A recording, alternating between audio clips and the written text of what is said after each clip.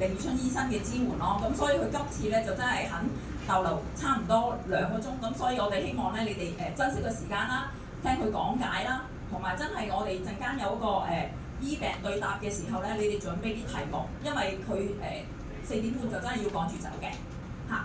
咁而家咧，同埋今次我哋都即係好得到雀巢啦，同埋L'Oreal 嗰個贊助，到時候你哋走嘅時候咧，都會係有一啲關於癌症有幫助嘅對皮膚炎啊，同埋咧嗰個營養包，咁你哋可以咧就係攞翻去用咁樣嘅。咁我哋而家熱烈歡迎啊 Dr. Lee。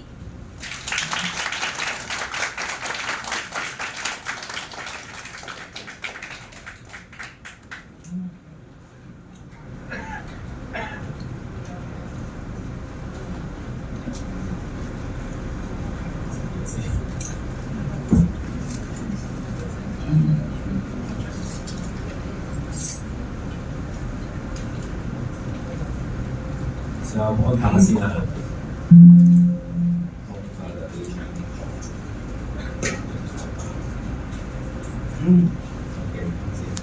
大家好啊！大家唔好啊！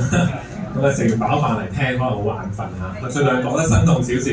咁啊，始終係病人故事啦，咁啊即係切身嘅，大家亦都即係有血有肉咁啦。希望可以大家即係更加清楚可以了解到究竟我哋基因檢測可以點樣幫助到我哋啲病人咧。咁裏邊啲圖咧，有啲咧就係病人嘅，我睇到。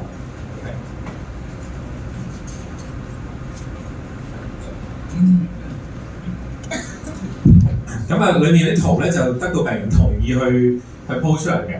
有啲我問唔切咧，我就揾咗啲即係網上嘅圖啦，就唔係親人嚟嘅。咁到時我逐張講。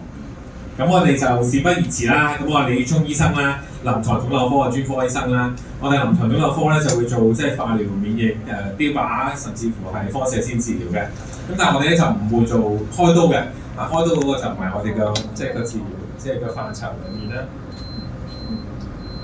咁今日個 topic 咧其實就佢哋建議嘅就係講即係個基因檢測點樣可以改寫生命嘅故事。咁呢個其實比一般嘅題目嚟講係更加難講嘅。咁我第一次講一啲咁即係病人切身嘅一個生命歷程嘅一件事。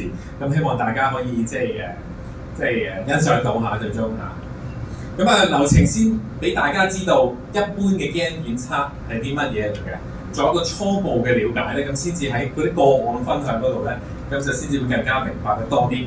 咁個案分享嘅就一定係肺癌啦，不過有唔同類型嘅肺癌啦，有啲係新確診嘅肺癌啦，有啲係抗藥之後嘅肺癌啦，有啲就係即係受即係俾人哋去轉介去舒緩科冇嘢好做嘅肺癌啦。而個基因檢測咧，最終咧就或多或少會令到佢個即係個症狀得以舒緩啦，控制時間長啲，甚至乎長命咗嘅。咁都係一啲好正面嘅例子嚟㗎。咁基因檢測先啦，基因檢測其實就係為咗揾藥用嘅，就係一啲叫標靶藥。標靶藥咧就係揾啲腫瘤嘅特有嘅生物特徵。咁個治療咧就好似標靶咁樣，我哋射箭射到個標靶側邊嘅正常細胞就唔受影響。同你化療唔同嘅，化療好似撥火咁樣嘅，雖然殺死個腫瘤，但係正常嘅細胞咧都受到一定嘅傷害。唔同腫瘤有唔同嘅靶點嘅，咁點樣發掘佢咧？咁先至係個難度嘅地方。咁有啲咩例子咧？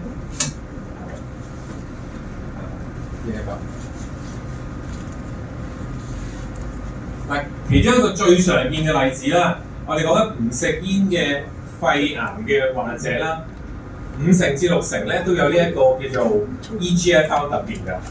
呢個就係個細胞啦，細胞表層咧其實係有一啲受體，好似天線咁嘅。一旦咧受到刺激嘅話咧，就好似呢幅圖咁樣，上面受到刺激，佢就會下面咧有啲信息傳導，令到個腫瘤不停咁生長，唔識壞死、生血管，甚至乎擴散㗎啦。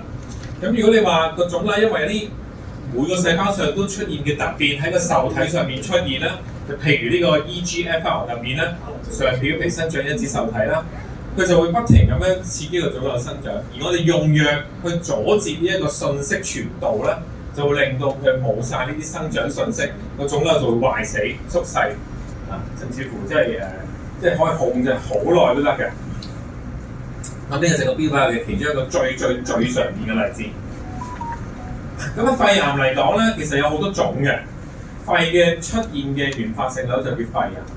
咁但係咧，佢有幾隻類別嘅。咁啊，大概10% 到啦，就係小細胞性肺癌，望落去好細粒嘅，嗰啲同食煙有關嘅。